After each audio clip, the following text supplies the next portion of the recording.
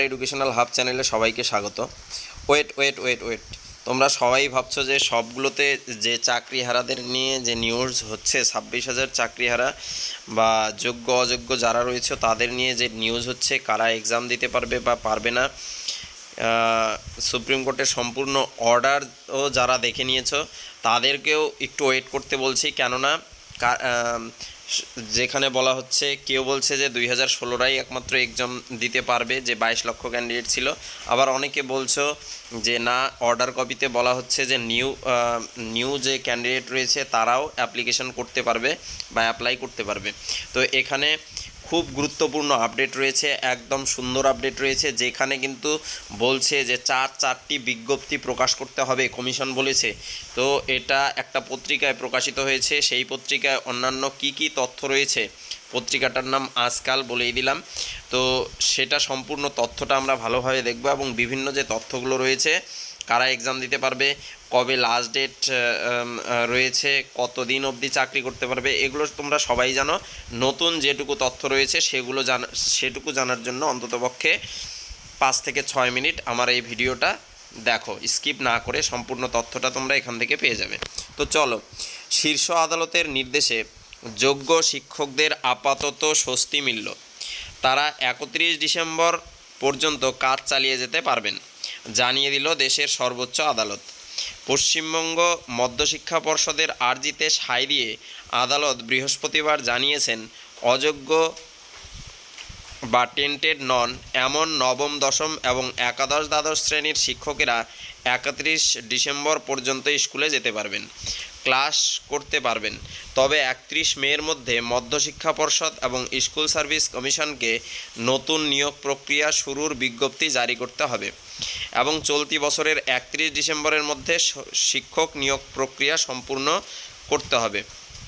করে ফেলতে হবে। তবে এদিন সুপ্রিম কোর্টের প্রধান বিচারপতির বেঞ্চ জানিয়েছে, এদিনের নির্দেশে গ্রুপ সি এবং গ্রুপ ডি শিক্ষাকর্মীদের জন্য প্রযোজ্য নয় এই নির্দেশ। তাদের ক্ষেত্রে আদালতের আগের নির্দেশই বহাল থাকবে, কারণ এক্ষেত্রে বড় মাপের অনিয়ম হয়েছিল। তো যেহেতু গ্রুপ সি গ্রুপ ডিতে বড় মাপের অনিয়ম হয়েছিল, সেজন্য সেগুলো তাদের জন্য আগের অর্ডারটাই বহাল কিন্তু থাকছে। এসএসসি মামলার শীর্ষ আদালতের রায়ের পরিপ্রেক্ষিতে মধ্যশিক্ষা পর্ষদ আপাতত শিক্ষকদের কাজ চালিয়ে যাওয়ার অনুমতি চেয়ে প্রধান বিচারপতির বেঞ্চে আর্জি জানায়। সেই আর্জির প্রেক্ষিতেই সুপ্রিম কোর্টের প্রধান বিচারপতি সঞ্জীব খান্না, বিচারপতি সঞ্জয় কুমার ও বিচারপতি কে.ভি. বিশ্বনাথনের বেঞ্চ সাফ জানিয়েছে, 31 মের মধ্যে নিয়োগ বিজ্ঞপ্তি জারি করতে হবে। কি বলেছে? 31 মের মধ্যে নিয়োগ বিজ্ঞপ্তি জারি করেছে। এখানে খুব গুরুত্বপূর্ণ তথ্য রয়েছে, কেউ স্কিপ করবে না প্লিজ। এবং নিয়োগ সংক্রান্ত বিজ্ঞপ্তির সম্পূর্ণ শিডিউল 31 মের মধ্যে আদালতে হলফনামা আকারে পেশ করতে হবে। শুধু বিজ্ঞপ্তি জারি করলেও হবে না, সম্পূর্ণ শিডিউল কিন্তু প্রকাশ করতে হবে। কবে রিটেন এক্সাম হবে, কবে অ্যাডমিট পাবে, রিটেন এক্সামের রেজাল্ট কবে ডিক্লেয়ার হবে, শিডিউল আকারে দিতে হবে। খুব ভালো কথা।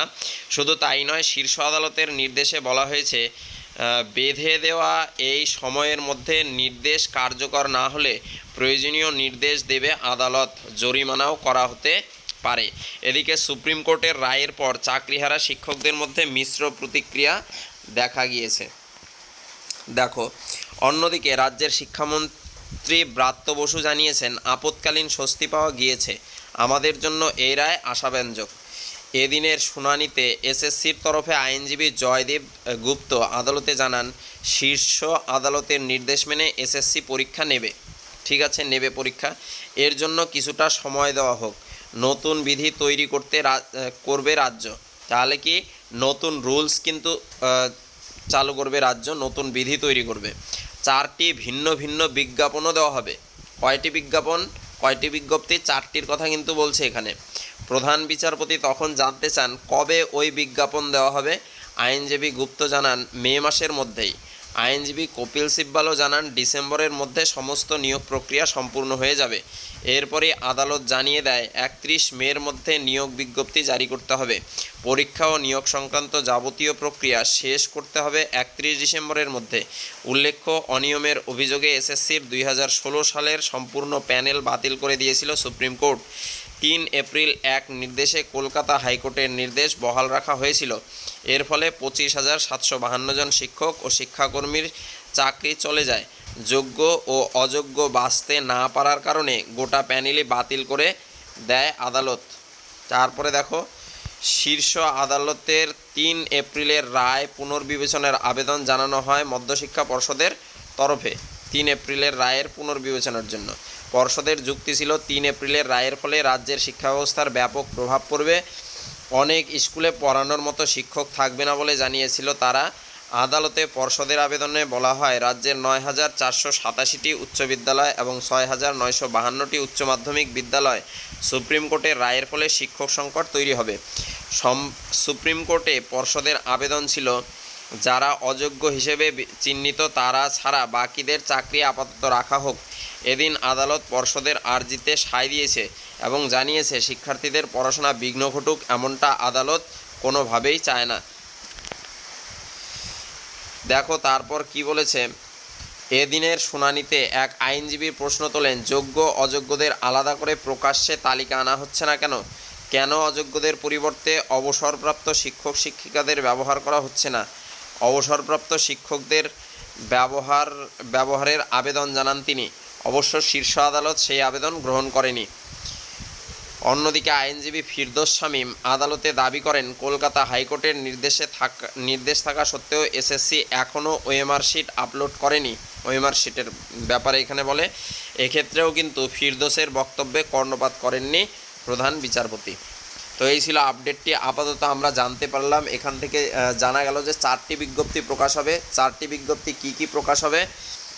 সম্ভবত 2016 রিক্রুটমেন্টের জন্য আলাদা বিজ্ঞপ্তি এবং নতুন ক্যান্ডিডেটদের জন্য আলাদা বিজ্ঞপ্তি প্রকাশ করতে পারে কিন্তু এই ক্ষেত্রে। সুতরাং যারা 2016 ক্যান্ডিডেট রয়েছে এবং নতুন যারা আবেদন করতে চাইছো সবার জন্যই কিন্তু খুব গুরুত্বপূর্ণ তথ্যটি।